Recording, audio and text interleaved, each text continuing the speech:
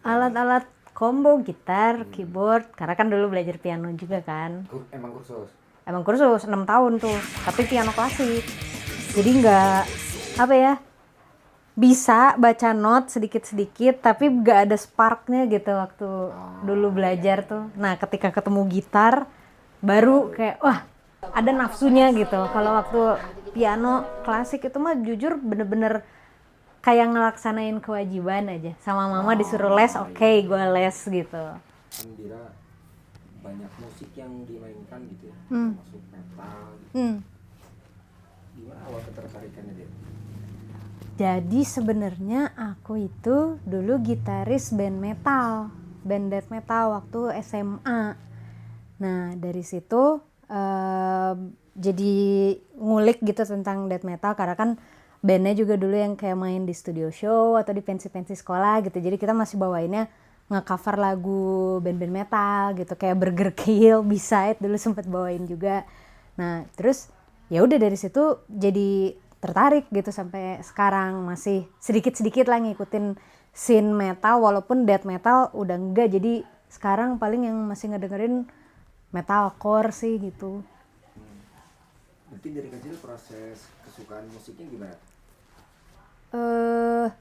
Sebenarnya musik sih udah nempel banget dari dulu ya. Kayak dari zaman kelas 1 SD itu tuh mama tuh kan nyuruh aku belajar les piano klasik gitu. Nah, dari belajar piano klasik itulah dengerin mama juga suka lagu-lagu kayak Barry White, Lisa Stansfield gitu, yang kayak emang dia klasik disco gitu. Jadi emang yang nempel tuh musik-musik pop, disco, R&B gitu-gitu. Nah semenjak gede-gede main sama teman-teman, dengerin musik hip hop, dengerin punk juga, dengerin ya pokoknya berbagai jenis musik lainnya, indie pop gitu-gitu.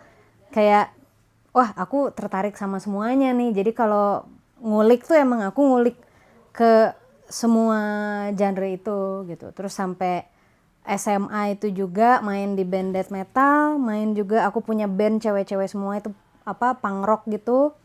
Terus main sama band ska, aku jadi gitarisnya Skamigo kan dulu.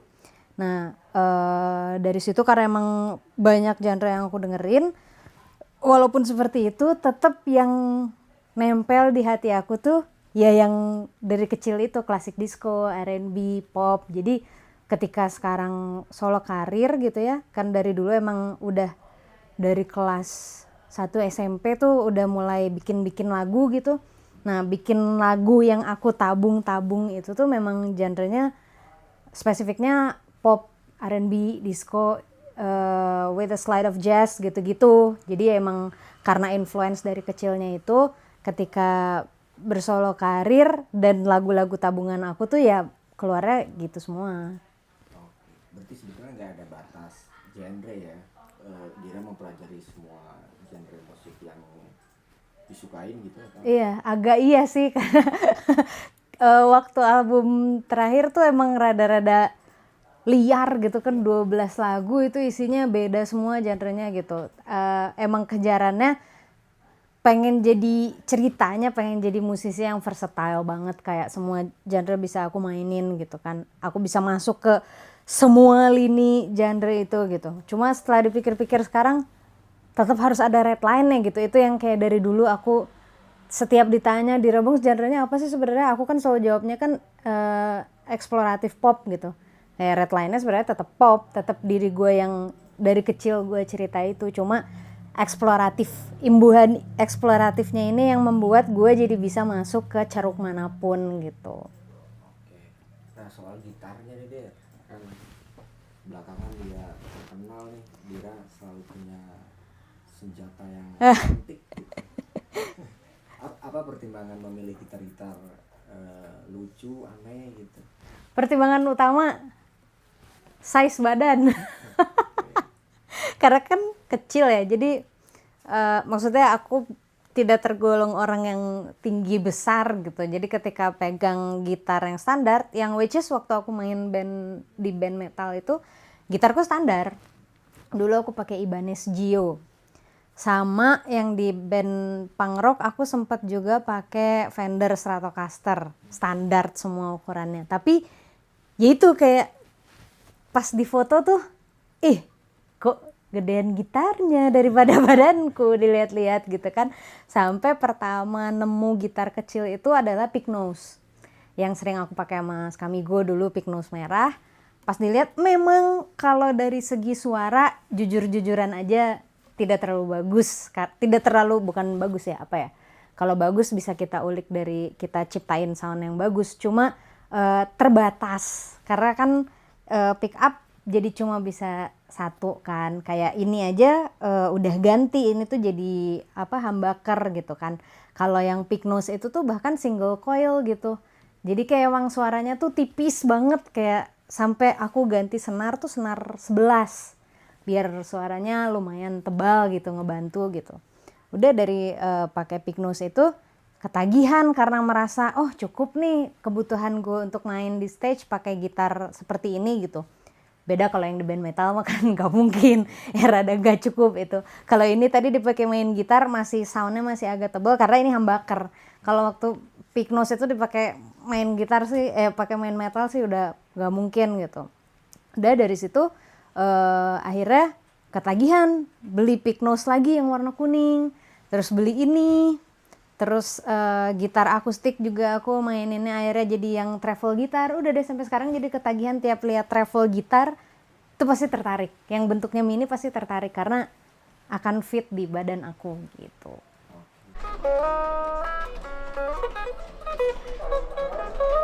Nah ini album ketiga aku, rilis tahun 2022.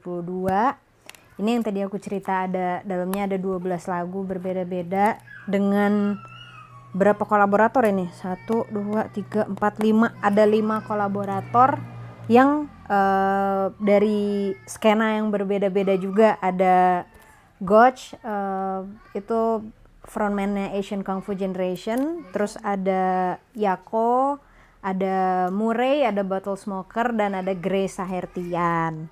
Nah ini 12 lagu ini semuanya beda-beda. Dan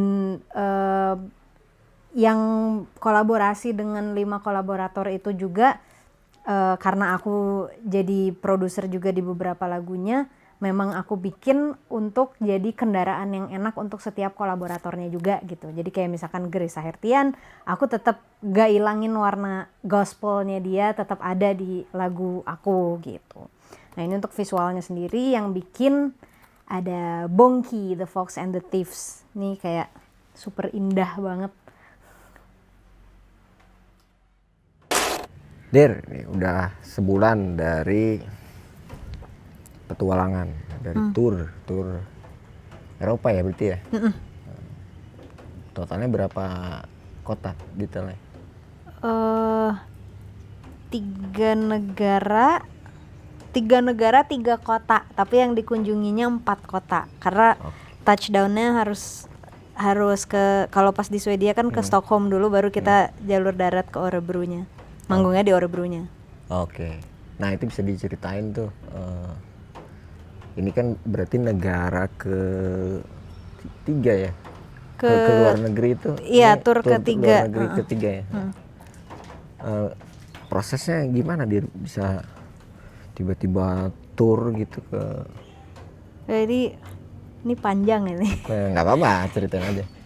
Soalnya ini tur paling perih. Oke, dibanding negara-negara sebelumnya. Iya, dibanding tur-tur sebelumnya. Jadi sebenarnya ini tuh panggung utamanya itu di Swedia. Ada festival namanya Live at Heart. Nah, aku manggung di situ. Tapi pas sebenarnya udah di-announce dari awal tahun ini. Udah keluar tuh si line up-nya. Aku tuh di-announce tuh di line up kedua kalau nggak salah. Nah, terus karena masih panjang nih waktunya sampai nanti berangkat gitu kan, kita ngitung lah setelah budgeting tuh kayak ternyata kayaknya kalau kita nambah titik di negara lain yang dekat kayaknya masih bisa dikejar deh gitu. Tadinya mah 8 negara mang. Anjir. Dikejar Di Eropa teh gitu. Karena kan maksudnya kalau di sana agak deket-deket ya, kecuali betul. Swedia karena di atas sendiri jadi dia kepisah pulau. Tapi kalau misalkan udah nyampe pulau yang di bawah gitu, let's say yang udah di Netherlands itu untuk ke bawah-bawahnya kan sebenarnya turun naik kereta, naik mobil bisa gitu kan. Efisien gitu ya. Iya. Dan bisa kenalan juga sama ya networking gitulah. Sebenarnya inti utama dari tour itu kan adalah networking, ngenalin karya kita ke orang yang ada di sana gitu kan. Nah, terus setelah kita cari sponsorship apa segala macem, ternyata tough banget. Karena kalau yang aku sadari Live at Heart ini belum begitu besar namanya di Indonesia.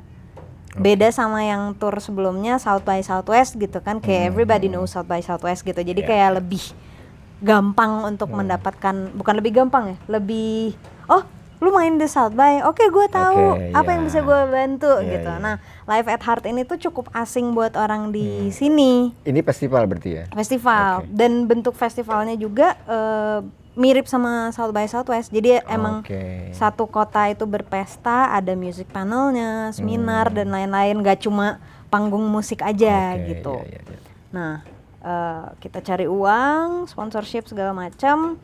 Ternyata setelah udah hamin sebulan 2 bulan, ini kayaknya harus disederhanakan. Kayak kita sponsorship kita tidak nutup kalau untuk berangkat 8 negara ini. Akhirnya wise-nya cut 5 negara, kita berangkat hanya ke 3 negara ini, Swedia, Netherlands, Jerman. Gitu. Oh, jadi ada pemangkasan negara sebetulnya. Iya. Oh, berarti inti utamanya mah awalnya berangkat dari undangan festival dulu. Kemudian disusun sekalian deh mencari titik-titik lain gitu. Nah, proses itu tuh memang itu tuh diundang dari mereka gitu atau ada proses dulu dari manajemen Dira melakukan apa gitu? Iya, sebenarnya submission ke si Live at Heart ini, dan alhamdulillahnya terkurasi sama mereka. Terus ya udah mereka kasih invitation letter ke kita untuk manggung di sana. Lalu yang di Belanda sama Jerman itu self managed tour. Nah, itu udah benar-benar hubungi koneksi-koneksi yang di sana lah, teman-teman yang tinggal di sana gitu. Jadi panggung yang di Belanda dan Jerman itu sebenarnya yang nonton banyak orang Indonesianya. Oh, yang di sana ya. Karena kan yang bikin acaranya juga koneksi teman-teman kita yang tinggal di sana gitu. Apa yang didapat dari perjalanan?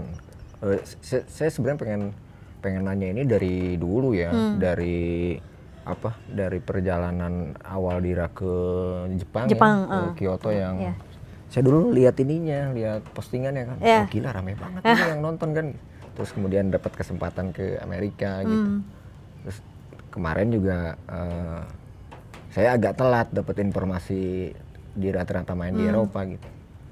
Makanya saya pengen ngobrol lebih jauh gitu tentang kesempatan ini kan, karena mungkin kan banyak musisi yang pengen juga main di luar negeri gitu, dan Dira sudah melakukannya 3 kali gitu, dan itu tuh yang kayaknya bisa di-share gitu ke teman-teman lain gitu, yang didapat dan prosesnya, terus perbedaannya apa dan lain-lain gitu. Sebenarnya kalau yang didapat apa, pasti tiap musisi itu kan kejarannya beda-beda ya, setiap mengunjungi tempat baru gitu, di luar maupun di Indonesia gitu. Nah, kalau buat aku sampai saat ini kejaran utama aku masih networking. Masih itu gitu, masih benar-benar mencari mana ya yang telinganya itu pas banget buat karya aku. Itu kejaran pertama tuh masih itu kalau aku.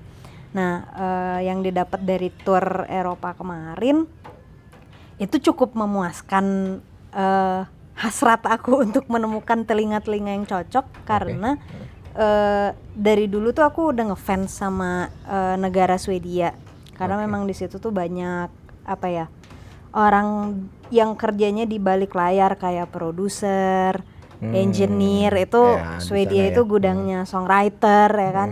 Kayak dari zaman ABBA juga semua orang udah tahu Swedia tuh gudangnya gitu. Sampai ke yang indie-indie kayak Erlen Oy gitu-gitu kan dari sana juga. Nah, pas manggung di sana itu beneran kerasa kayak yang nonton itu banyaknya kalau nggak dia anak sekolah musik, dia dosen musik. Oke. atau yang emang music enthusiast aja gitu.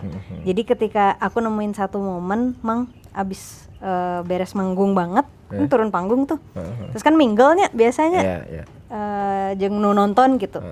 Pas minggel teh, orang teh can pernah, ieu bilingual bae. Gak apa-apa. Orang teh can pernah manggihnya, manggung dimanapun ya, di Indonesia maupun di luar Indonesia, yang orang turun panggung teh ngobrolkeunna teh aransemen, Mang.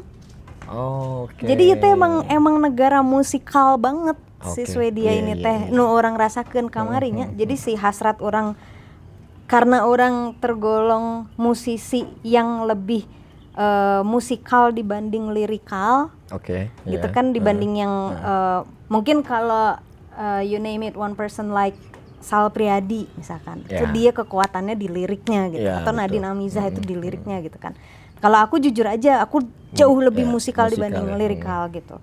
Nah, hasrat orang sebagai musisi yang musikal banget tuh beneran dikasih makan sama audience di sana gitu. Oh, Kayak mereka super detail sampai nanya, itu aransemen lu hal sedetail, lu pindah kunci ya di sini gitu. Iya, Lu iya. pindah key ya di sini, itu tuh ketahuan sama mereka. Dan akunya jadi kayak ya bahagia gitu dan bangga gitu bahwa aransemen aing teh dinotis Iya, di sini gitu. diperhatikan detail sama mereka ya. Betul gitu. Yang emang sebagai produser itu tuh kan kerja keras ya, kayak gimana caranya membuat harmoni-harmoni dan progresi yang sebenarnya tidak mudah ini terdengar mudah.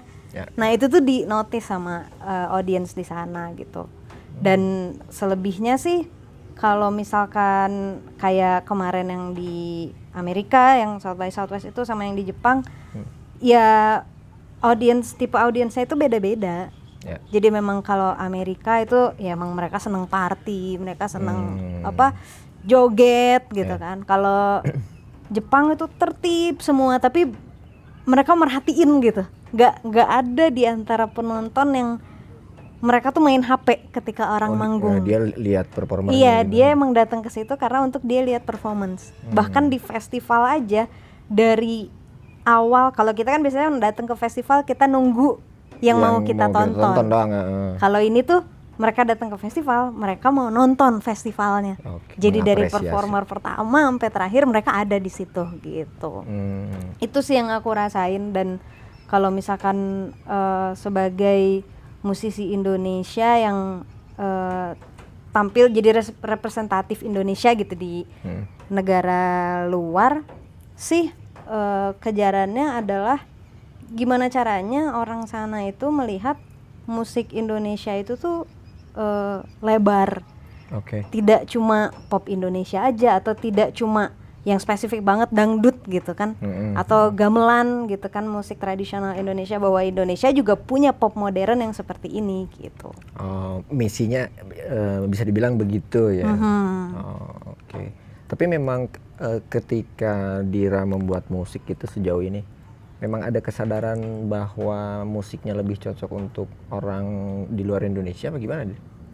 Jujur enggak lagi, Mang. Oke. Gue tuh agak sedikit denial soal itu.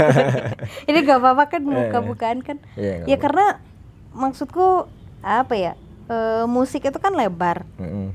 Tapi mungkin ini aku aja sih yang berpikir kayak gitu, karena semua balik lagi ke selera. When it comes to music, itu gimana selera lu suka rock ya lu akan cocok denger rock, lu nggak akan cocok denger dangdut gitu kan sebenarnya.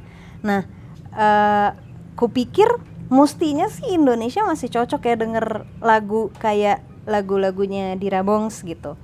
Tapi kok aku tuh sering kali denger orang ngomong gitu ya, maupun itu temen atau netizen atau siapa yang ngomong bahwa kayaknya musik lu bukan untuk growing di sini di Indonesia gitu. Dan itu buat gue, aduh celaka banget, karena gue tinggal di sini. Ya betul. Itu yang membuatku harus kompromi dengan industri sini dong, karena kan gue hidup di sini. Kayak how to survive in this industry gitu adalah salah satunya dengan cara kayak gue ngeluarin lagu terakhir kemarin, Porak Poranda. Itu kan sebenarnya bukan style Dira Bongs yang selama ini udah lagu-lagunya udah keluar gitu kan. Porak Poranda itu kan sangat-sangat pop Indonesia banget gitu, yang straight, chordnya sederhana, bahasanya sangat mudah diterima gitu. Dan itu jujur aja gue juga karena fenomena TikTok ya. Jadi gue pengen mencoba gimana caranya berpromosi dengan platform TikTok itu gitu. Yang cocok dengan platform itu gitu. Iya. Gitu sih. Oh, jadi memang ya, tidak dikhususkan untuk musik luar sebenarnya. Jadi itu mah hal lain gitu ya. Iya, ini tuh benar-benar aduh gue nggak bohong, no sugar coating, tapi emang itu yang keluar dari diri gue, bukannya gue mau sok internasional atau gue mau sok Indonesia banget juga enggak, kayak emang itu yang keluar dari diri gue dan ternyata belum nemu celahnya aja gimana biar musik ini tuh dikenal lebih jauh lagi di Indonesia gitu. Jadi ya ketika ada panggung di luar, ya gue jadi selalu mencari telinga-telinga yang tadi gue bilang. Oke. Gitu. Tapi sejauh ini akhirnya gimana? Maksudnya karena saya nggak tahu ya apresiasinya lebih hebat di mana, lebih heboh di mana sejauh ini? Kalau lihat data ya, kayak misalkan let's say nggak apa-apa kan sebut brand, nggak apa-apa. data Spotify gitu ya, itu tuh sebenarnya paling gede masih Indonesia. Oke, kalau streaming ya. Iya, masuk akal karena akunya tinggal di sini. Tinggal di sini, oke. Distributor juga di sini, aku sama The Majors gitu kan. Jadi pasti promosi yang paling jalan adalah di negara di mana aku tinggal gitu. Tapi nomor kedua dan seterusnya itu tuh perbedaannya tuh sedikit antara let's say antara kota deh. Jakarta, kalau Bandung sih nomor sekian lah, sudah lah nggak perlu diomongin gitu. Mungkin pendengarku juga kurang banyak di Bandung gitu. Nomor 1 Jakarta, nomor 2 itu bisa Tokyo, 3 Bangkok, 4 New York gitu yang kayak kenapa tiba-tiba gitu. Even pertama kali aku dapetin playlist Spotify cover yang dirabong jadi cover playlist Spotify itu pun bukan Spotify Indonesia. Oh, itu Spotify mana? Itu Spotify Jepang. Enggak dong. .org tuh ya pokoknya Spotify Asia lah gitu. Jadi bukan spesifik Spotify Indonesia. Bukan playlist yang isinya musisi-musisi Indonesia berarti. Betul. Kan? Itu yang maksudnya alhamdulillah ya Allah, terima kasih ada tempat buat aku di sana gitu. Tapi kan aku pengennya di Indonesia sebenarnya gitu, dan itu baru terwujud pas aku rilis Porak-Poranda kemarin. Itu sempat jadi playlistnya apa ya, Jiwa, jadi cover playlistnya Jiwa. Itu baru Jiwa kan punyanya Spotify Indonesia kan. Itu works masuk dengan lagu Indonesia gitu, dengan lagu berbahasa Indonesia. Kalau yang berbahasa Inggris mah kebanyakan di playlist luar kayaknya berarti ya. Iya, tapi kan sebenarnya kalau sekarang kalau menurutku bahasa tuh udah sangat sudah bukan lagi sih, gitu. Patokan gitu ya. Iya, kayak To The Bones Pamungkas itu kan. Iya, To The Bones. Bahasa yang Inggris juta itu kan. Gitu. Tapi pendengarnya masif gitu di Indonesia. Betul. Itu yang jujur aja aku belum nemu celahnya, yang akhirnya kenapa aku mencoba-coba submit keluar gitu. Itu mencoba apa ya? Ada nggak ya telinga-telinga yang menerima gue di tempat lain gitu. Jadi ini pencarian tempat untuk karya aku sebenarnya gitu. Soalnya gini, saya ingat betul Dir, pas sepulang dari South by Southwest, kamu bikin showcase kan di Cimbelit, kan? Terus ngobrol gitu. Saya menggarisbawahi hal yang mungkin terdengar bercanda gitu, mungkin terdengar remeh gitu. Tapi waktu itu dia ngomong gini, gue mau dong bisa swipe up Instagram kan. Right. Nah, saya ngelihat ada sesuatu yang besar dengan itu gitu. Karena waktu itu kan mungkin dengan swipe up lo bisa menyampaikan banyak informasi ya. Kalau dulu ya, kalau sekarang kan bisa ya. Bisa kasih link sendiri. Kalau dulu kan gitu. harus kasih link swipe up. Kalau dulu tuh kayak semacam patokan lo kalau pengen dikenal gitu lo harus banyak followers dulu bla bla bla gitu. Swipe up baru bisa dimulai dari 10.000 gitu kan. Nah, di situ saya ngeliat, wah ini ada sesuatu yang bukan yang nggak beres ya. Ini kayaknya ada industri yang dilalui Dira yang terjal banget gitu loh. Nah, itu gimana Dir? Itu salah satu contoh ya maksudnya. Iya, itu juga kan karena platform untuk berpromosi sekarang kebanyakan adalah sosial media gitu. Jadi kan otomatis followers itu matters kan. Yeah. Nah, itu aku aku dan tim punya pikiran nih followers harus dinaikin. Oke. Nggak mau gitu. Kayak lu jadi musisi zaman sekarang kayaknya udah include lu jadi content creator deh gitu. Itulah dimana aku memulai bikin konten-konten main gitar, main drum, nyatuin cover lagu gitu-gitu. Cuma kan yang kita takutkan pada saat kita bikin itu tuh, nanti lu disangkanya jadi musisi cover. Nggak apa-apa jadi musisi cover, bukan kesalahan ya. Tapi maksudnya dengan 3 album yang udah gua keluarin, ini lu nggak apa-apa dikenal sebagai musisi cover. Lu punya 3 album sebelumnya gitu. Lu tuh songwriter gitu kan, soloist gitu. Jadi ada gonjang-ganjing hati juga Mang waktu itu kayak aduh ini cilaka nih kalau misalkan orang tahu Dira Bongs itu karena oh ini mah Teteh yang main gitar. Iya, bukan karyanya gitu ya. Iya gitu. Cuma lagi-lagi kita udah 2024 mah kita udah cepet banget kan teknologi itu. Dengan segala percepatan teknologi ini rasanya ya lo harus kompromi.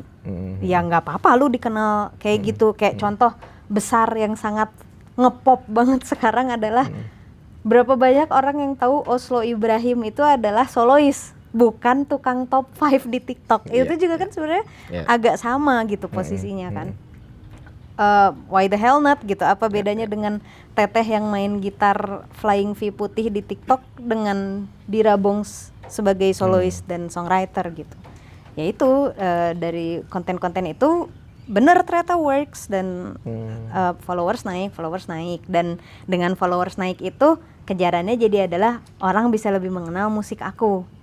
Jadi ketika aku nggak bikin konten gitar-gitaran apa segala macem, ya itu kan platform akan aku gunakan untuk mempromosikan karya aku sendiri gitu kan. Atau kayak kemarin ada aktivasi tour segala macem, aku tetap lewat platform itu gitu.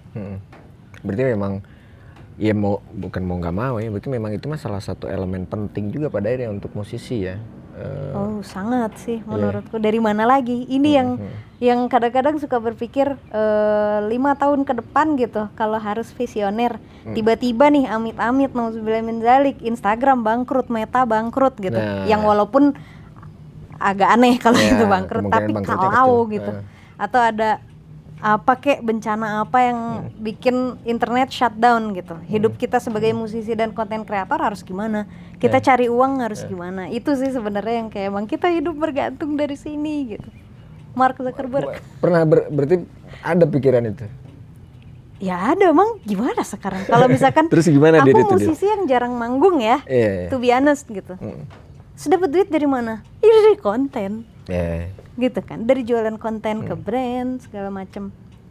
Udah mah susah juga bikin konten teh, effort dan lain-lain gitu ya. Iya, tapi ya itu pekerjaan gak ada yang enak walaupun kita mencintai pekerjaan itu. Iya betul. Oke, berarti memang terjal ya. Ya menurut Dira nih kan, ya itu nggak tahu ya relevan atau enggak dengan fenomena yang terjadi di luar negeri gitu. Karena sepertinya berbeda gitu, Dir. Bisa jadi kan memang di Kyoto Musik Festival gitu waktu itu mereka betul-betul mengundang Dira karena kualitas musik gitu misalkan. Tidak berdasarkan jumlah followers yang banyak gitu. Sedangkan di kita kebetulan gitu ya kan, konten itu berpengaruh. Jadi pada akhirnya kadang saya selalu penasaran dengan cara mengakalinya itu gitu. Apakah kemudian jadi titik komprominya berpengaruh ke karyanya juga gitu atau? Iya, salah satunya ya porak-poranda itu tadi kan. Itu jadi berdamai gitu ya dengan mencoba berdamai dengan kondisi gitu. Iya. Tapi tetap standarnya mah tetap dibangun lah pasti kan ya. Betul. Kalau waktu itu sempat meeting di The Majors gitu kan. Waktu kita hearing session Porak-Poranda pertama kali. Dan by the way, Porak-Poranda itu produsernya bukan aku. Oke. Porak-Poranda itu produsernya Soin. Yang ngeproduserin ini sialannya Adrian Halif sama Juicy Lucy gitu. Maksudnya itu sialan top semua gitu orang ya, udah lagu tahu itu lah top, gitu. Kayak itu lagu nomor 1 sekarang di Indonesia gitu. Kenapa produsernya Soin? Karena salah satu Soin itu kan berdua ya, Faisal sama Canggar. Faisalnya dulu pemain keyboard aku. Canggarnya ini dulu pemain drum aku dan sampai sekarang dia masih jadi partnerku kalau aku ngeproduksi sebuah lagu. Nah, jadi kayak yang biasanya kalau lagu aku produserin itu pasti co-produce-nya sama Canggar. Sound design-nya pasti sama Canggar. Nah, lagu Porak-Poranda ini karena dari awal aku ngobrol sama Canggar waktu mau nge-produce gitu kan. Canggar tuh udah bilang, "Dir, ini tuh lagu emang sengaja ya mau Indonesia banget." Iya, aku bilang gitu kan. Ya udah kalau gitu jangan maneh produsernya. Karena aku kan biasanya kalau bikin lagu kan udah bikin demonya dulu tuh. Demonya tuh aku udah bikin berikut dengan pattern drumnya, progresi akordnya, terus sudah dengan sound design-nya, kejaran soundnya mau kayak gimana nanti tinggal di bener-benerin lagi sama Canggar gitu. Nah, Canggar itu melihat waktu awal dibikin demonya itu lagunya shuffle, Mang. Beat drumnya itu shuffle yang kata Canggar kalau mau overplay di radio jangan shuffle. Shuffle mah yang dengerin lagu mana musisi lagi gitu. Katanya mau didengerin sama netizen, katanya mau masuk TikTok. Pengen orang yang awam dengan musik yang extraordinary pengen masuk ke Porak-Poranda. Harus yang biasa. Mau enggak mau harus yang orang familiar gitu. Nggak rumit gitu ya. Iya. Akhirnya ya udah diproduserin sama Soin. Itu beat diganti semuanya benar-benar jadi straight. Dan ya seperti Porak-Poranda yang didengar sekarang kayak lagunya emang coba ganti liriknya jadi bahasa Korea jadi K-pop tuh. Ya kan Indonesia sekarang lagi kejarannya kiblatnya ke situ gitu kan. Si aransemen musik pop Indonesia ini lagi ke arah K-pop gitu sebagai reference-nya. Ya itu sih, itu salah satu bentuk kompromi juga, kayak gimana caranya lo tetap terdengar sama telinga orang-orang di Indonesia. Tapi nggak apa-apa itu tadi? Sebenarnya kalau menurut aku sangat nggak apa-apa, karena kan perasaannya gitu maksudnya Dira aman-aman aja atau ada gedegnya juga? Oh enggak, sangat aman. Kayak semua lagu yang aku produksi itu pasti ketika sudah jadi aman ya. Iya, karena bentuk kompromi itu pasti aku nggak akan melakukan bentuk kompromi yang nggak aku suka sebenarnya gitu. Jadi tetap I know my realm gitu. Oh tadi tuh lagi cerita itu ya The Majors, hearing session di The Majors itu. Gara-gara dengerin Porak-Poranda, orang-orang di sana kaget. Lu serius mau rilis lagu ini? Karena di luar kebiasaan kan. Serius gue mau cobain jadi sound TikTok apa segala macem gitu. Gue sampai sekarang masih gue pelajari kan gimana caranya biar orang banyak pakai sound itu di TikTok gitu.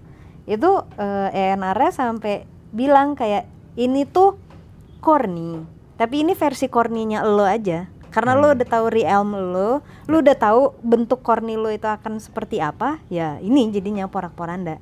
Jadi nggak yang tiba-tiba aku bikin lagu ballad yang kayak Mahal ini juga kan nggak cocok juga sama gue kan. Jadi gue tetap bikin yang cocok sama gue gitu, walaupun di Porak-Poranda ada lirik sakiti hatiku gitu. Itu kan sebenarnya bukan gue banget bikin lirik kayak gitu. Cuma ketika musiknya juga mendukung, ya kenapa enggak?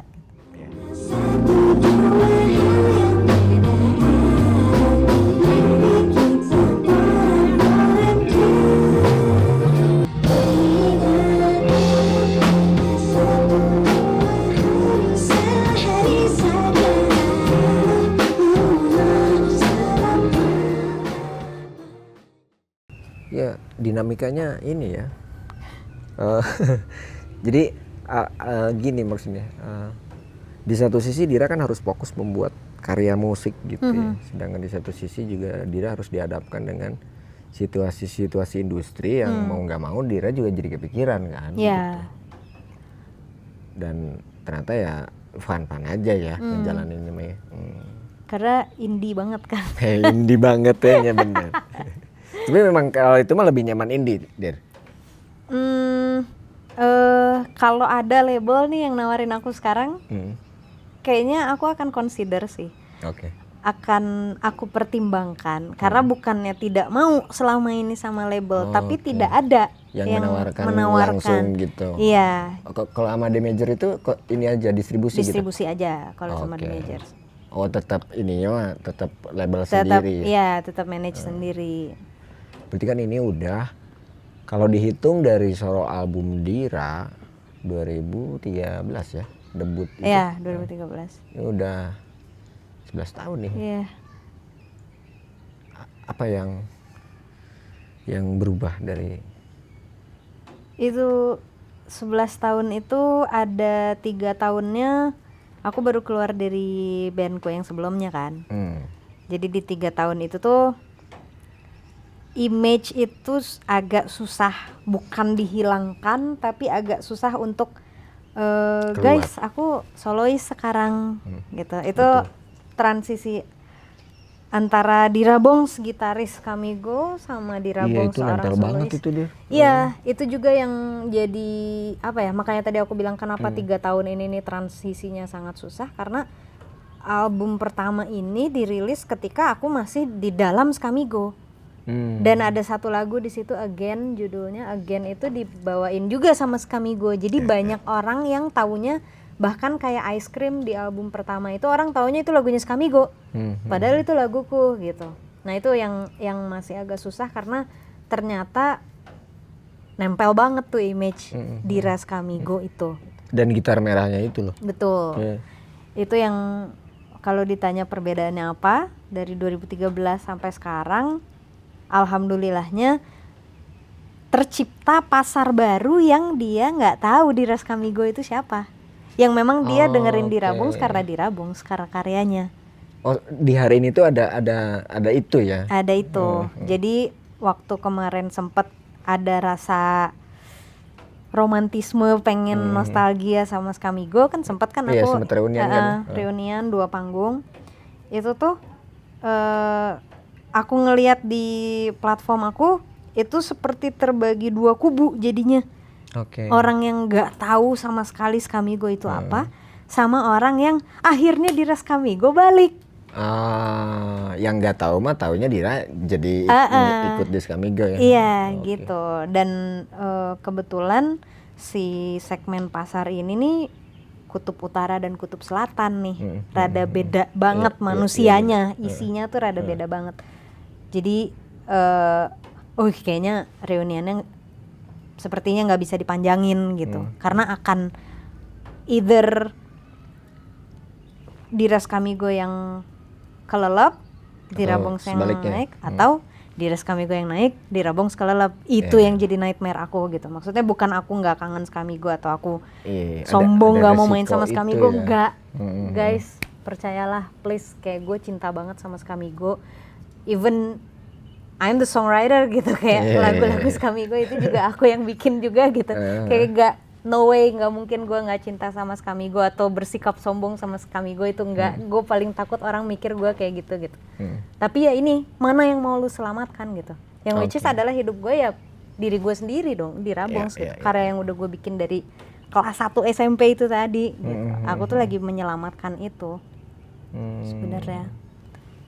Iya, soalnya ya kalau saya ngelihat dari eksternal gitu ya ada resiko ya. Ada resiko. Soalnya kan aku sebagai yang megang platformnya jelas banget tuh kan data bisa kelihatan kan. Ya responnya seperti apa? Responnya ya gitu. Apa? Reply DM yang gitu-gitu kan kita jadi lihat ya. Ya itu, Mang. Dan memang Dira cukup peduli dengan respon-respon seperti itu dari netizen gitu. Peduli banget, tapi aku tuh kan overthinking. Ya, dengan banyaknya album pasti overthinking gitu, Dir. Iya, kayak aku tuh orang yang kelihatannya aja hehehe gitu kan kalau di sosmed, tapi aku tuh percayalah guys, aku orang yang overthinking parah gitu. Jadi kadang-kadang anak-anak tuh ya kayak Iki, Rinta gitu membatasi kayak, jangan baca-bacain mulu, stres gitu, bikin stres diri sendiri. Kalau mau baca, nanti kalau lo lagi baik-baik aja. Jangan, maksudnya kan sadar betul aku perempuan ya, ada kalanya hormon yang gitu-gitu kan. Kayak jangan, kalau lagi mau mens jangan baca gitu. Soalnya ribet ya? Efeknya ribet? Akunya yang ribet, aku nggak mau menyalahkan orang yang bilang kayak gitu, tapi akunya yang masih ada rasa, kadang ada rasa tersinggung, kayak kalau misalkan aku lagi live, waktu itu pernah aku lagi mau rilis lagu, lagu aku ya, lagu di Rabong Walk in Time waktu itu, lagi mau rilis lagu, terus kan aku nge-live tuh, nungguin jam 12 lagunya rilis, itu tuh komen-komen tuh, Kak bawain lagu Skamigo dong, Kak kapan Skamigo manggung gitu, kayak fokusnya boleh gak sih ke di Rabongs dulu gitu. Aku ada rasa iri juga gitu ya, maksudnya gue mau promo lagu gue gitu ya. Maksudnya ya aku manusia lah, ada rasa-rasa kayak gitu. Kayak aku iri dengan diriku sendiri lagi. Aku iri dengan Dira Skamigo gitu. Kenapa dengan Dira di masa itu ya. Kenapa orang gak bisa terima di Rabongs, belum bisa terima di Rabongs sampai sekarang. Dan sampai sekarang loh. Sampai sekarang ya? Sampai kemarin lagi promo Porak-Poranda pun di live masih kayak gitu. Itu maksudnya yang mau saya tanya itu, beban itu tuh sampai, berarti sampai sekarang ya? Sampai maksudnya sekarang. Pertanyaan itu tuh. Bener, dan ini tuh gue diskusi bener-bener sama semua orang yang tahu di Skamigo loh Mang. Kayak waktu itu ada temen lah, sekarang dia udah kerja di industri Jakarta gitu. Dulu dia sering banget ikut Skamigo manggung segala macem. Sampai dia bilang, lu tuh susah untuk meninggalin image itu. Jadi lu ini sekarang harus tahu gimana caranya lu berkawan dengan image itu, bukannya lu pisahin bener-bener. Itu yang sampai sekarang masih aku cari, gimana caranya biar di Skamigo dan di Rabongs tuh satu orang. Ya emang agak susah juga tapi karena memang beda. Kalau kita lihat bentukan aja di Skamigo dan di Rabongs memang beda sih gitu. Kayak di Skamigo nggak akan pakai baju kayak gini gitu secara visual aja. Kalau dari lagu ya sebenarnya juga dari tahun 2013 gitu kan, Ice Cream sama Migo Mojo gitu lagunya Skamigo itu juga kan beda, tolak belakang banget gitu kan. Tapi gitu. Memang mungkin nggak tahu, kalau saya ngelihatnya memang kenapa nempel karena image-nya Diranya jadi unik gitu. Jadi mungkin di era itu kayaknya gitaris perempuan juga nggak ada ya? Iya, nggak banyak. Nggak banyak ya, kan yang di skena itu ya? Di skena ska. Kalau di skena metal dulu ada Prisa kan. Ya, jadi kayaknya nempel. Terus bandnya juga waktu itu memang sempet gede banget kan. Gitu. Ya itu sih, yang emang karena bandnya besar dan musiknya beda dengan musik yang aku bawa sekarang. Mungkin itu yang bikin jadi pendengar tuh ya beda, pendengar di Rabongs, di Rabongs, pendengar Skamigo ya pendengar Skamigo gitu. Jadi akhirnya Skamigo juga sekarang ya reuni sesekali aja berarti. Enggak, Skamigo sekarang ini lagi. Kan aktif lagi kan? Aktif lagi. Beneran Skamigo Ska namanya sekarang. Skamigo Ska itu ganti konsep, jadi gue yang jelasin. Pokoknya mereka jadi ganti konsep bertiga lah. Tinggal si Nge, si Via, sama sekarang ada vokalis baru Teh Citra. Jadi sekarang vokalis 2 Skamigo Ska teh. Oh, Dira nggak ikut tapi? Enggak. Oh, tapi sempat main kan? Pernah? Ya itu 2 panggung itu. Oh, setelah itu udah? 2 panggung itu tuh aku sambil meriset apakah apa efeknya dan lain-lain gitu. Karena kalau mau egois gitu ya, untuk menuhin hasrat aku aja, hati aku aja, ya aku maunya sama Skamigo terus dong. Maksudnya duit gue juga jadi enak. Dari Skamigo ada, dari Dirabongs ada gitu. Tapi ternyata tunggu dulu, ini yang tadi masalah pasar tadi yang gue ceritain. Dan itu by data gitu. Jadi yang kayak emang aduh. Ya nggak ngada-ngada ya. Iya, susah untuk gimana ya caranya jadi satu. Ini yang masih gue bingung gitu. Ini jalan terjalan banyak ya, Dir. ya 11 tahun yang singkat di luar industrinya aja pelik gitu, terus kemudian ternyata ya bisa dibilang di internal gitu ya kan, berhubungan dengan band lain juga tidak serumit itu. Tapi saya salutnya kan Dira tetap kekeh gitu. Dari tahun ke tahunnya gitu selalu ada album baru yang terus progres gitu. Saya terkejut di album ketiga. Pas yang klip itu kan saya ikut syuting klip ya waktu itu ya. Holiday Savi, iya Mangkir ikutnya. Iya. Gila, gila ini si Dira bikin apa lagi ini ya gitu. Saya seneng banget sama lagu itu gitu. Soul gimana gitu ya. Sama Grace Artian. Sama Grace Artian. Jadi memang di album itu kan banyak banget tuh kolaborasinya gitu. Banyak. Itu juga hasil dari overthinking Dira itu. Yang pasti iya. Yang pasti iya. Tapi kalau kayak kolaboratornya gitu ya. Kayak ada Bottle Smoker gitu. Terus kan ada yang dari luar. Ada Gotch juga. Itu kan kalau Gotch karena waktu 2017 kita sepanggung di Jepang. Iya, Kyoto Music Expo itu kayak kenalan di sana. Tukeran nomor. Nah, dia tuh minta aku ngisi lagu dia. Tukeran dong. Gitu, split gitu ya. Iya, dia ngisi di lagu aku. Dan maksudnya Gotch juga kan idola aku dari dulu ya, karena aku wibu kan. Nonton Naruto, jadi setiap nonton Naruto tuh pengen denger si OST kedua kalau nggak salah, itu kan openingnya Asian Kung Fu Generation. Jadi kayak waktu itu ngerasanya wah dream come true gue yang waktu kecil sampai bolos sekolah pengen denger lagu itu, sekarang gue collab in the same song sama orang itu gitu. Dan yang lainnya juga kayak Bottle Smoker, Yako, itu kan juga kan idola-idolaku dari dulu sebenarnya. Grace Artian, kayak emang waktu SMA aku dengerin mereka gitu. Sekarang bisa ada di lagu yang sama mereka. Ya itu 12 lagu beda semua tapi Mang. Tapi kalau saya pribadi ya, saya senengnya yang album yang itu. Dan nggak tahu, justru dengan banyak perbedaan jenis musiknya, kalau saya kayak wah ketemu nih Diranya nih gitu. Kalau saya ya, justru saya ngerasanya Dira tuh ketemunya di album itu gitu. Nggak tahu nih kalau Diranya gimana. Aku juga ngerasanya gitu. Gitu ya. Ya tapi memang beda-beda kan. Industri berkata lain, Mang. Oh, industri berkata lain. Industri berkata lain, Mang. Kayak dari jeda Holiday Savi itu, single selanjutnya itu kan NY2AM. Yang dia ballad banget lah kalau itu mah jelas gitu. Cuma ballad yang aneh ya, soundnya nggak kayak ballad Indonesia pada umumnya. Itu aja pendengarnya tuh beda lagi, Mang.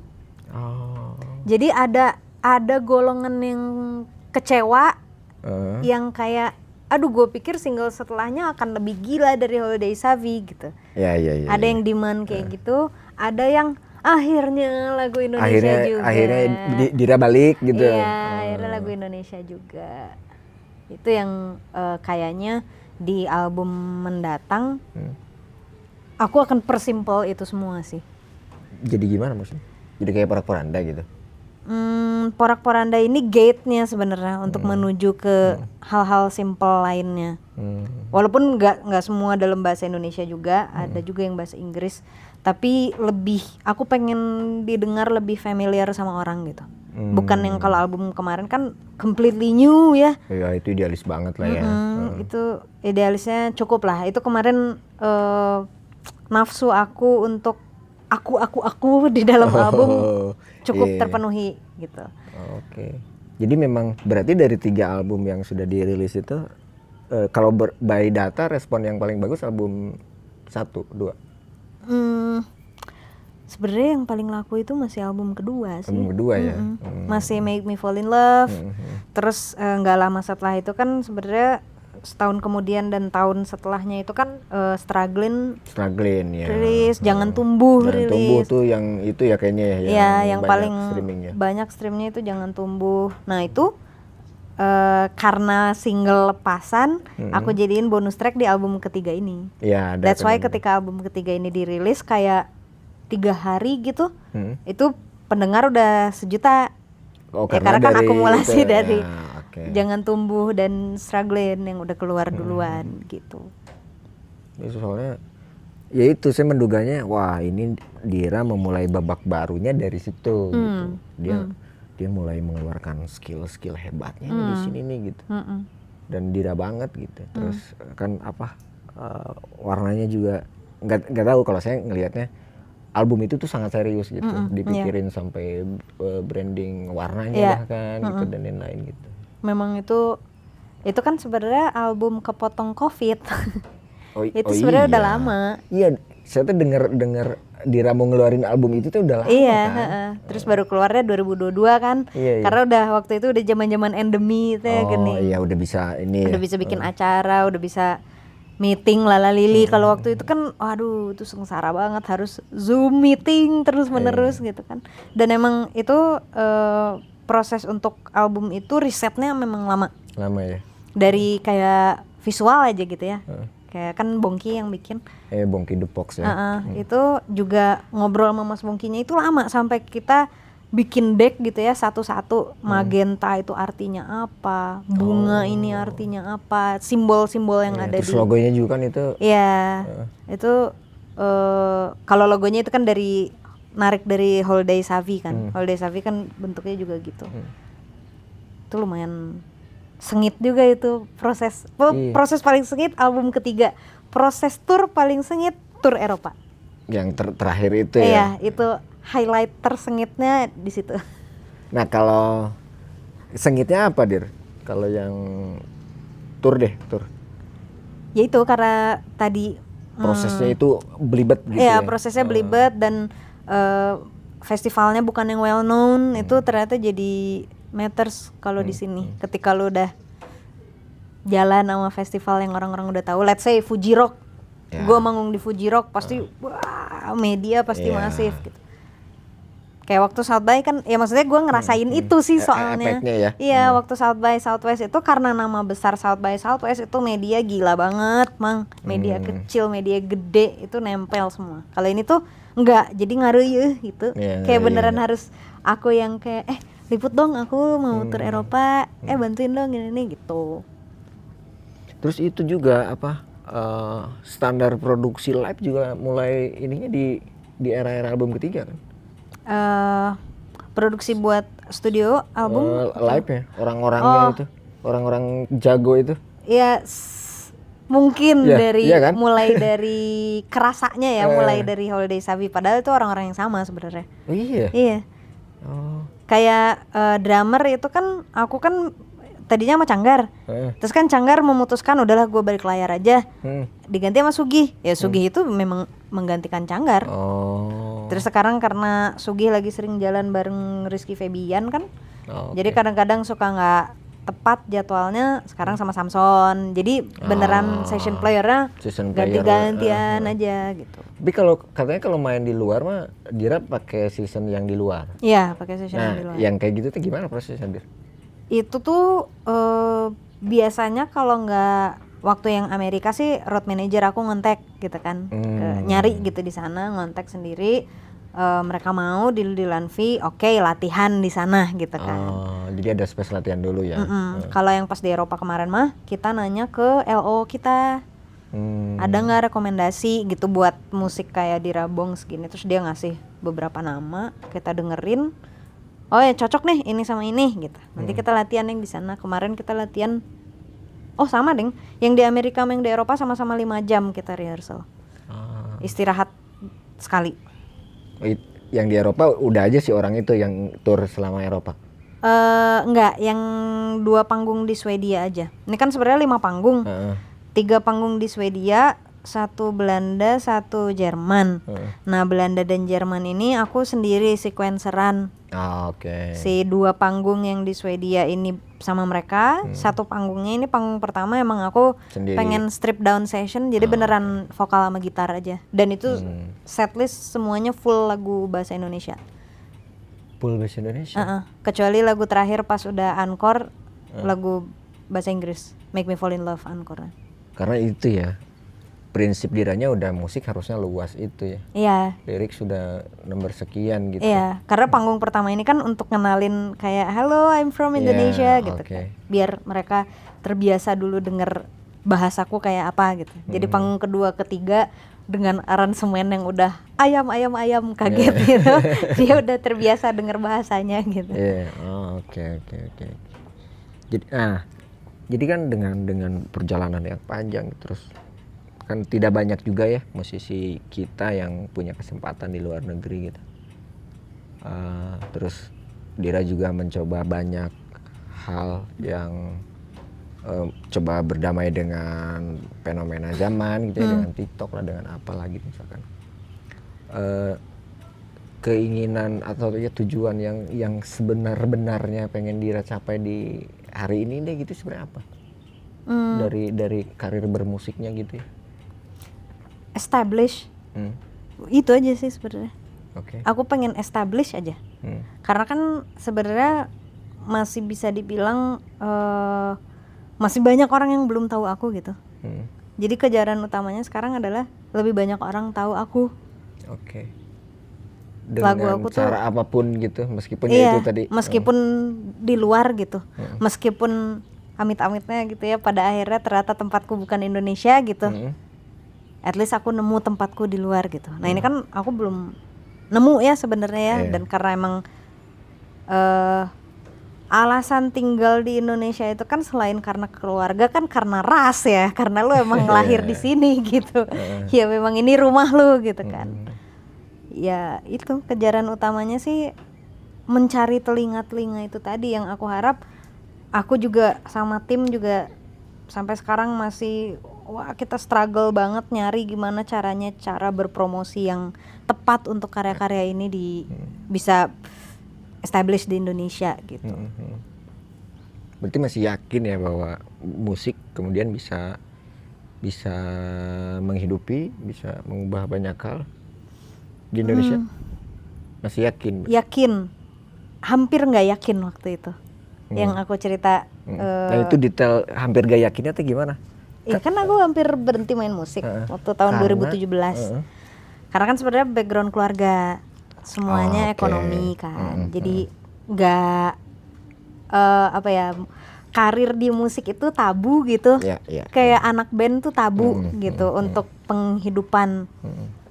Mungkin dari segi finansialnya kali ya, kalau yang emang concern orang tua gitu. Dan itu normal, sangat normal gitu. Iya betul.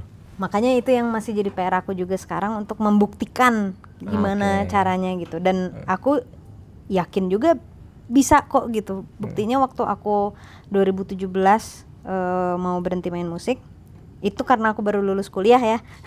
Terus mau berhenti main musik karena ya udahlah seperti kerja gitu-gitu ya. Seperti yang dimau orang tua lah gitu. Konvensional lah, kerja di kantor segala macam. Itu didinainya tuh kan beneran sama tangan Tuhan sebenarnya kan. Kayak dikasih panggung di Jepang. Iya di Jepang ya. Itu kan bukan kita yang berpromo di situ biar dapat panggung di sana gitu. Tapi memang mereka yang minta kita main di sana gitu. Yang menurutku itu, makanya aku sampai sekarang ingat panggung itu tanggal 23 September 2017. Karena panggung itu yang merubah hidup aku juga. Di situ titik balik, kayak emang aku nangis banget ya waktu mau berhenti main musik. Terus dapat panggung itu sehari sebelum manggung ya, berarti tanggal 22 Septembernya malam. Aku tuh berdoa gitu kayak, ya Allah makasih udah dikasih rezeki ini gitu. Kayak emang Engkau bukakan jalanku untuk terus percaya bahwa musik itu ya memang jalan hidupku dari dulu. Dari kecil emang kan gue gak pernah pisah sama musik kan sebenarnya. Jadi gue masih bisa terus berkarya gitu dengan adanya panggung ini. Dan disitulah di tanggal 22 September itu gue bikin lagu Struggling. Makanya itu lagu tentang struggle gue. Ya gue juga nggak mau jadi anak yang melawan orang tua ya. Tapi kalau hidup kan lo harus pilih hidup lo sendiri, lo harus pilih jalan hidup lo sendiri. Boleh lo dengerin orang tua lo, tapi jangan lo dengerin orang tua lo habis itu lo tidak bahagia. Tidak seperti itu juga kan manusia hidup gitu, lo harus bahagia. Ya itu di situ itu panggung yang sangat membahagiakan juga. Karena jujur aja pada saat itu kan yang menentang papa kan. Kalau mama kan ngelesin aku piano kan malah. Itu papa datang tuh di Jepang. Kesana. Nonton yang di Jepang dan kaget dia lihat penonton yang sebanyak itu dan dia nangis. Dari situlah kayak dia mungkin mulai menerima gitu bahwa ada yang pekerjaannya tuh kayak gini, bahwa zaman tuh sudah berubah gitu kan. Kalau orang tua mah ya mungkin ada orang tua yang open minded banget, ada orang tua yang cukup dia ngelihat pengalaman dulu mungkin ngelihat lingkungannya gitu. Nah orang tua aku tuh tipe yang kayak gitu. Jadi struggle buat aku untuk ngenalin ini zaman sudah berubah, bisa juga kita hidup dari sini, bisa juga gue hidup dari bikin live TikTok gitu. Itu kalau zaman dulu nggak kepikiran gitu, atau orang hidup dari streaming game gitu, nggak kepikiran orang zaman dulu gitu. Nah itu yang titik yang merubah karir bermusik aku juga sampai sekarang sebenarnya. Panggung Jepang itu menyelamatkan. Iya, panggung Jepang itu beneran menyelamatkan. Dari situ sih titiknya sebenarnya gue bener-bener serius gitu. Berarti nambah lagi kepercayaannya setelah di Amerika, kemudian terakhir di Eropa, itu makin nambah juga kepercayaan orang tua kayaknya. Iya, tapi ada hari-hari di mana musisi itu kan kelihatannya senggang gitu. Kalau dia lagi nggak produksi dan manggung, kelihatannya agak kayak pengangguran gitu kita nih. Nah itu yang PR dikasih lihat, dibuktiin bahwa pekerjaanku ya ini sekarang gitu. Kayak produksi syuting ya, kalau syuting buat TikTok gitu kan, kalau biasanya gue produksi pakai HP doang ya. Ya kan kayak kita main TikTok biasa aja, itu kan sebenarnya bukan yang pekerjaan gitu. Padahal itu kan aduh ini udah ditagih-tagih klien bro. Itu sih yang sampai sekarang masih jadi struggle, makanya gue mau bener-bener establish gitu, segede Juicy Lucy deh gitu. Kalau pikiran gue sekarang itu salah satunya ya untuk pembuktian ke orang tua juga. Ada misi pribadi juga. Tapi apa sih Dir sebenarnya yang membuat susah main musik di Indonesia itu apa Dir? Aku nggak tahu, Mang. Aku nggak bisa jawab kalau ini, karena jawabannya either antara karya aku atau cara aku berpromo. Itu yang aku belum dapat. Kemungkinan besar sebetulnya dua itu ya. Kemungkinan besarnya hanya dua itu. Dari karyanya sendiri ya, atau cara berpromosinya nggak tepat, belum maksimal tepat. Gitu ya. Cuma dua itu kambing hitamnya. Iya.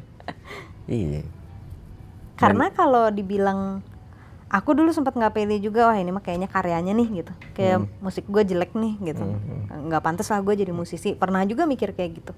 Tapi kalau jelek mah lu nggak mungkin dikurasi sama South by Southwest atuh. Iya. Ya nggak sih, nggak maksudnya. Mungkin juga streamingnya banyak kan. Iya, kurator South by Southwest tuh nggak mungkin orang sembarangan, intinya itu gitu kan. Jadi kayak kalau lu mengecilkan diri lu dengan pikiran musik lu jelek, berarti lu mengecilkan kurator South by Southwest. Itu seleranya jelek. Itu kan nggak juga gitu. Ternyata itu bukan jawaban juga. Dan itu yang terus diputar akhirnya ya, dipikirin bahwa ini strateginya yang tepat. Ya sekarang juga kan porak-poranda berarti dicoba lah. Dicoba, gitu. iya. Efeknya kan belum kerasa ya. Ini yang aku jalanin sekarang itu benar-benar emang trial and error untuk mencari telinga-telinga itu tadi ada di mana sih sebenarnya. Apakah iya di Indonesia atau di tempat lain. Kalau di tempat lain ya caranya dengan aku kunjungi tempat itu, aku kenalin, aku cekokin musik aku di situ. Kalau di sini ya aku mencoba berkompromi dengan seperti apa cara mainnya industri sini gitu.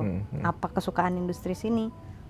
Karena tuh yang kayak karya yang seperti Sal Priadi gitu juga kan sebenarnya agak nggak pop banget Sal Priadi itu kan. Tapi bisa orang nerima. Tandanya kan bisa.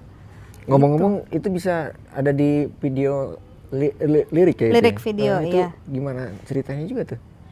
Itu Sal minta ngontak langsung? Ya lewat Anya waktu itu yang ngontak gue. Kayak gue bingung banget kenapa Sal minta gue acting ya. Bukan main musik gitu kan. Pas lagi syuting terus kayak jeda sebelum take itu gue tanya ke si Sal, kenapa Sal? Karena itu kan dari kalau nggak salah 12 lagu juga ya isinya, apa 10 lagu gitu. Itu tuh semuanya ada video liriknya kan? Iya, ada video liriknya dan ada si icon yang merepresentasikan tiap lagunya gitu kan. Kenapa gue dapet lagu Ya Sudah ini gitu, gue tanya.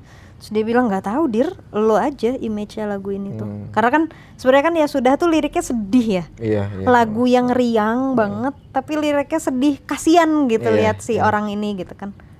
waduh, jangan-jangan si Sal ngelihat gue kayak gini. Tapi ya maksudku sangat wajar, bisa jadi. Memang gue terlihat kalau di sosial media kan terlihatnya happy go lucky gitu kan, kayak di Rabong lucu banget biasanya gitu kan. Tapi tuh gak tahu di pikiran gue tuh dark sebenarnya. Terjal kan. Ya mungkin orang juga kan menganggap wah enak nih bisa main tur Eropa dan lain-lain. Ya nggak juga kan. Iya. Percayalah, itu berarti gue pintar menyembunyikan itu semua. Sehingga terlihatnya tur Eropa itu riang gembira. Kalau di lagu juga banyak yang disembunyikan kan, Dit? Atau itu mah natural semua cerita ya? Kalau cerita sih natural, tapi aku juga nggak ngerti kenapa ini nggak dibikin-bikin. Baru nyadar juga ternyata lagu sedih gue aja tuh terdengar riang. Iya. Ya kan? Padahal liriknya sedih. Kayak Porak-Poranda juga kan sebenarnya kan harapan kita pengen bersama-sama, kalau bisa selamanya lah sama orang yang lu sayang gitu. Itu kan harapan, itu kan sebenarnya bukan sedih ya. Haru gitu. Haru, iya. Kayak gue tuh pengen sama lu terus, gimana ya caranya, hopeless romantic gitulah. Ya kayaknya memang Dira sudah terbiasa menyembunyikan itu. Ya. Itu sih kayaknya gue kalau ditusuk jarum wah. Oke, berarti next setelah Porak-Poranda ini apa yang akan dilakukan? Tur mungkin tur Indonesia? Tur Jepang lagi nanti, Januari. Oh, Januari akan berangkat ke Jepang untuk di Okinawa tapi. Oke, berapa titik? Masih di Godok sampai sekarang, tapi yang udah pastinya karena main di festival kan, di Music Land Festival Okinawa. Nah dari situ kayaknya akan tetap mengunjungi Tokyo. Nah kita lagi cari panggung di sana, lagi ngegodok panggung buat yang di Tokyonya. Jadi akan berangkat lagi ke Jepang untuk kedua kalinya ya? Yap. Nah ini di akhir-akhir nih, di akhir-akhir ngobrol nih. 11 tahun berarti ya kalau kita ngitung dari karir solo. Apa yang ingin Dira sampaikan ke Dira di tahun itu? Tahun 2013. Tetap sabar dan mental lu harus kuat. Itu sih, kayak emang jadi musisi butuh mental yang kuat. Itu beneran. Sip. Now listen.